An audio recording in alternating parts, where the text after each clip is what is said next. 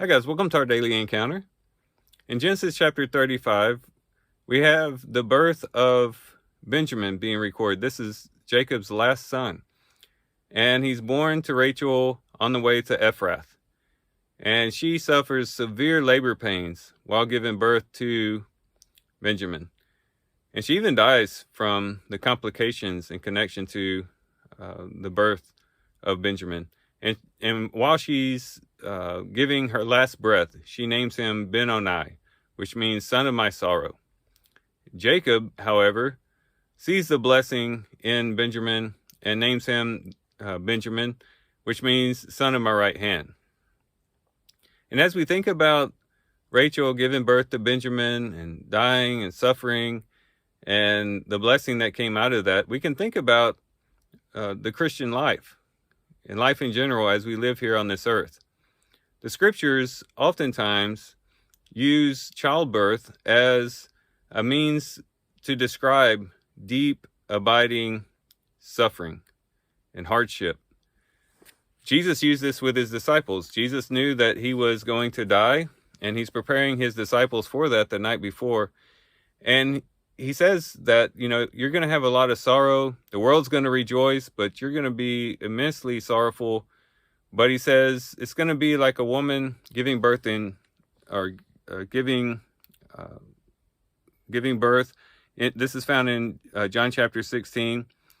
And he says in verse 21, whenever a woman is in labor, she has pain, but because her hour has come, but when she gives birth to the child, she no longer remembers the anguish because of the joy that a child has been born into the world. Therefore, you too have grief now, but I will see you again, and your heart will rejoice, and no one will take your joy away from you. They were going to be sorrowful. The 3 days Jesus is in the grave, they're going to be in bewilderment and anguish.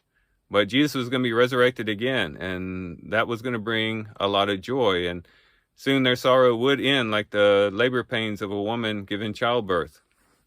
In Romans chapter 8, the Apostle Paul talks about this whole creation is kind of suffering birth pains. He says in verse 22 of Romans 8, he says, "For we know that the whole creation groans and suffers the pains of childbirth together until now." So the sufferings that are connected to this life and this earth are described as being labor pains. And just as one suffers, or a woman suffers in childbirth, but something beautiful, something wonderful, a great blessing comes out of that, so the same thing is true with us in this world. We suffer immensely, oftentimes, with different trials, dealing with loss of loved ones or financial problems, whatever the case may be. We suffer hardship in this life. But the Christian hope is that something beautiful will be born out of the sufferings that we endure if we endure them for the sake of Christ. Right now, we see our sufferings as Ben-Oni. We might say these are sorrowful things that we're dealing with. Today, we might not understand the blessing that might come out of the sorrows that we endure and the sufferings that we endure.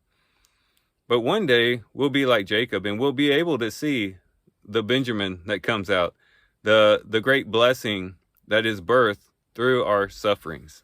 The Apostle Paul talks about this in 2 Corinthians chapter 4, where, if you think about it, the Apostle Paul had suffered many sufferings for the sake of Christ and endured a lot of hardship. But the way that he got through that was recognizing what would come out of those sufferings. In 2 Corinthians chapter 4, he says in verse 16, "Therefore we do not lose heart, but though our outer man is decaying, yet our inner man is being renewed day by day.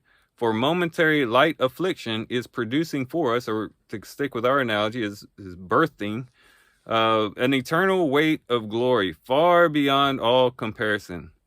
While we do not look at the things which are seen, but at the things which are not seen. For the things which are seen are temporal, but the things which are not seen are eternal." Paul says, yes, we go through a hard time, me and my companions, but we are looking ahead to what will come out of this. This momentary light affliction is going to produce for us an eternal weight of glory. That's going to be the child that will be born from this hardship. and there's going to be blessing on the other end of the suffering. And so as we think about Rachel giving birth, the severe birth pains that she felt, even the fact that she died while giving childbirth, we can kind of relate to that in the sufferings and the hardships that we endure in this life.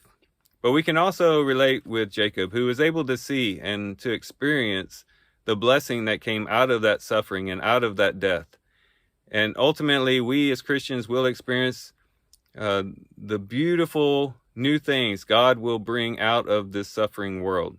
In Revelation, we read about the new heavens and the new earth. The old earth will pass away, where there's suffering and death and crying and sickness and disease. But the new heavens and new earth will come, where there's bliss and joy and being able to abide in God's presence forever. And even our own physical bodies that ache and moan and hurt sometimes and are susceptible to disease and injury will be resurrected into new glorious bodies, powerful bodies, immortal bodies, imperishable bodies, as 1 Corinthians chapter 15 teaches us. And so even in our bodies where we suffer while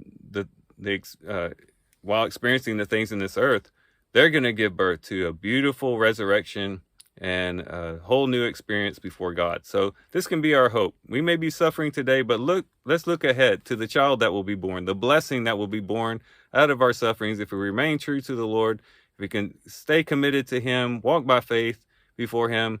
We know that one day we'll be looking back on these sufferings and we'll see the blessing that came out of them, and we'll be so glad that we were able to endure those things so that we could reap the harvest of a great blessing. So with that, guys, I do thank you for watching the video today. Hope you guys have a great day. Love you guys. God bless.